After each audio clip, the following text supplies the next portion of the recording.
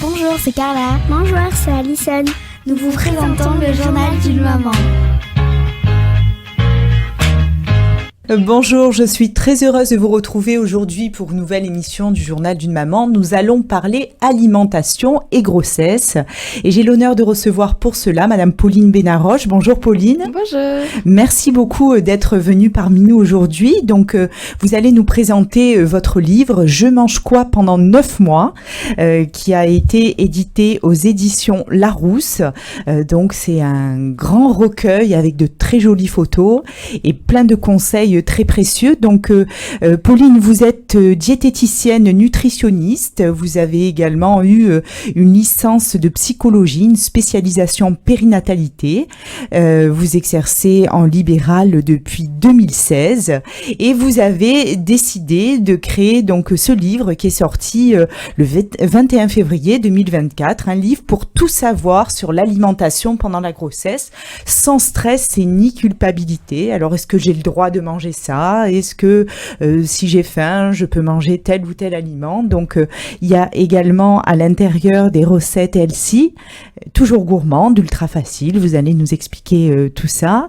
Ma première question, Pauline, qu'est-ce qui vous a donné l'envie de vous mettre à l'écriture de ce recueil très précieux pour les mamans? Quand j'ai commencé ma spécialisation en périnatalité et que je recevais mes patientes en cabinet ou alors en visio, je me rendais compte que je répétais quand même souvent beaucoup les mêmes conseils et je me suis dit que c'était quand même hyper utile pour toutes les femmes d'avoir sur papier plein de conseils intéressants.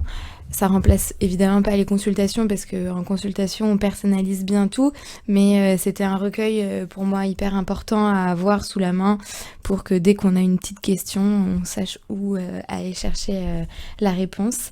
Donc voilà, j'avais commencé dans mon coin à rédiger ça et puis après il y a Larousse qui m'a contactée, c'était la grande surprise.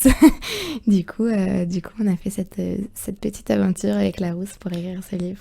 Alors, vous êtes également fondatrice du compte sur Instagram Les Healthy Timmy Mama. Alors, comment vous le prononcez? Les Healthy Mama. Voilà. Ouais. Où vous proposez également des conseils pratiques pour sensibiliser donc les femmes à l'importance de la nutrition. Alors, ce qui est marrant, c'est que pendant la grossesse, il peut avoir plein de choses. Déjà une alimentation équilibrée, mais il peut avoir également un diabète gestationnel, il peut avoir aussi la toxoplasmose, plein de situations où le régime alimentaire doit s'adapter. Est-ce que vous pouvez nous donner quelques conseils pour les mamans présentant un diabète gestationnel, sans nous dévoiler tout ce qu'il y a à l'intérieur de votre livre, mais quelques conseils pour ces mamans avec cette pathologie? Oui. Déjà, il y en a de plus en plus, j'ai l'impression, de femmes qui développent un diabète gestationnel. Le premier truc que je leur dis en général, c'est que c'est pas de leur faute. C'est le corps qui arrive pas à suivre tout le chamboulement hormonal de la grossesse. Et donc là, évidemment, le régime alimentaire est indispensable et il faut l'adapter pour limiter tous les risques de complications de grossesse, de gros bébés, de complications à l'accouchement, etc. Donc le plus gros conseil que je donnerais, c'est la façon dont on mange les glucides. C'est les glucides qui posent le plus problème dans un diabète gestationnel. Et c'est donc les glucides qu'on appelle sucre ou même les féculents. L'idée, c'est absolument pas de les supprimer parce que notre corps n'est pas capable de fonctionner sans glucides, mais c'est de les consommer différemment pour qu'ils impactent moins la santé, la glycémie, etc. Donc de toujours les associer, par exemple, à des fibres ou à des protéines ou à du bon gras, par exemple. Ça aide vachement à aplanir la courbe de glycémie pour éviter d'avoir que le corps ne réussisse pas à gérer ce qui se passe derrière. C'est toute une organisation sur l'alimentation. Ouais. C'est des petits réflexes à prendre. Au début, ça peut faire un peu peur. Déjà, le diagnostic diabète gestationnel, le premier truc qu'on se dit, c'est qu'est-ce que j'ai fait de mal? Mon bébé, il va être en mauvaise santé. C'est vraiment pas du tout la faute de la maman. Et puis, la deuxième chose, c'est évidemment, il va y avoir des petites choses à mettre en place, mais Voilà, c'est pas plus compliqué que ça. Et puis surtout, en général, les femmes qui ont un diabète gestationnel ont pris beaucoup moins de poids pendant leur grossesse. Et ça, c'est un peu la contrepartie positive. Alors, hormis le diabète gestationnel, il y a aussi l'hypertension. Ouais. Beaucoup de femmes ont cette pathologie également pendant la grossesse. Qu'est-ce que vous conseillez à ces femmes? Alors ça, c'est un peu compliqué parce que les études sont pas encore hyper claires sur l'impact de l'alimentation pour combattre ça. Évidemment, faire attention au sel et puis se faire suivre régulièrement par son gynéco ou sa sage-femme pour vérifier la tension régulièrement. Mais voilà, il y a une alimentation équilibrée forcément va dans le sens de limiter les complications, mais on sait pas vraiment aujourd'hui quel est l'impact de l'alimentation dans ce trouble-là. Alors, souvent, les femmes pensent que quand elles sont enceintes, elles doivent manger pour deux. Est-ce que c'est vrai? Non. Elles doivent pas manger pour deux, mais elles doivent mieux manger pour deux. Elles doivent manger 2 fois mieux en réalité. Donc c'est pas tant la quantité qu'il y a dans l'assiette qui est importante, c'est plutôt la qualité qui est vraiment hyper importante. Parce que par exemple, je sais pas, des œufs qui viennent d'une poule qui court dans sa basse-cour, qui mange des graines de lin, qui voit le soleil et qui se dépense la journée, forcément ils auront une qualité qui sera bien meilleure qu'une pauvre poule qui est enfermée dans une pièce dans le noir, qui voit pas la lumière du jour, qui mange des graines de soja hyper transformées. Ça aura forcément un impact sur la qualité des œufs. Un peu comme nous d'ailleurs, hein. Quand on mange très bien, on a une fertilité au top. Quand on mange moins bien, ça pose problème.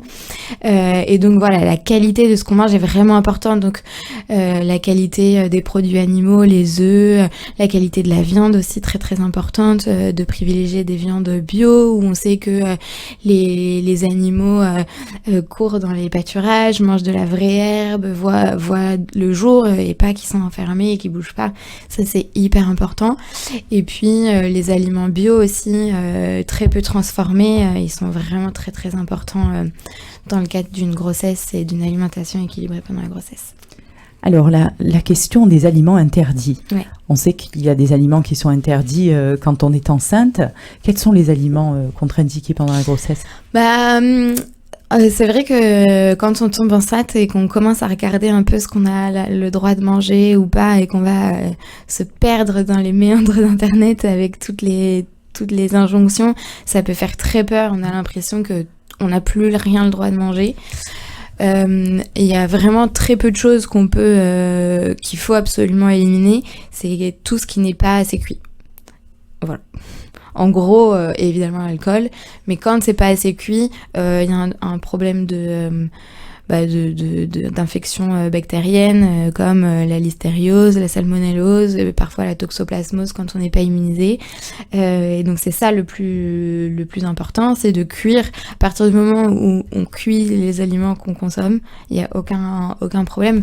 Le fromage, j'ai plein de patientes en rendez-vous qui me disent « Ah, mais le fromage, j'ai arrêté parce que j'ai pas le droit. » Non, le fromage, on a le droit d'en manger. On fait juste attention que le lait soit pasteurisé. Ou s'il l'est pas, on le cuit, par exemple, dans un gratin ou des choses comme ça. Mais c'est pas... on s'en fait souvent une montagne. Et en fait, on se rend compte après qu'on a le droit de manger quand même pas mal de choses. C'est le fromage au lait cru qui est contre-indiqué. Exactement, le fromage au lait cru, quand on le mange cru. Quand on le mange cuit, par exemple, c'est pas un camembert au lait cru qu'on veut faire rôtir en apéro, par exemple, il suffit qu'il soit cuit à plus de 70 degrés à cœur, qui est la température de la pasteurisation. Et en fait, on a un fromage qui est... C'est important que vous le précisiez, parce que c'est vrai qu'il y a des futures mamans qui se mettent beaucoup de barrières sur l'alimentation. Beaucoup. Et concernant l'alcool, c'est zéro. Même pas un verre. Rien. Pourquoi ? Parce que on connaît pas, on sait pas comment l'alcool passe dans le sang. Un tout petit bébé, il a beaucoup moins de sang que nous et donc du coup une concentration qui est quand même bien énorme. Et on connaît quand même les dégâts de l'alcool sur les enfants. Le syndrome de l'alcoolisation fétale, c'est un vrai sujet. Donc c'est 0. Ouais. Zéro alcool. Zéro alcool. Je suis tombée sur une de vos recettes, qui est le saumon à la Toscane et riz noir. Alors, la photo est magnifique, ça donne très envie. Donc, on voit que dans cette recette, il y a du riz noir qui est utilisé. Je pense que l'indice glycémique doit être beaucoup plus bas. Il y a des pousses d'épinards, des tomates séchées, des gousses d'ail, de la crème liquide, etc.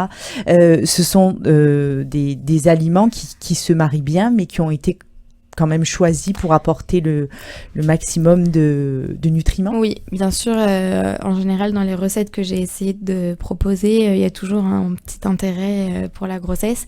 Alors, il y a aussi des recettes qui sont là juste pour la gourmandise, sans grand intérêt nutritionnel. Mais là, en l'occurrence, on aime bien le saumon, surtout quand on le prend bio, parce qu'il est très riche en oméga 3 qui sont très importants pendant la grossesse. On aime bien le riz noir qui a aussi un index glycémique assez bas et donc qui va venir équilibrer la glycémie, qui peut être intéressant en cas de diabète gestationnel.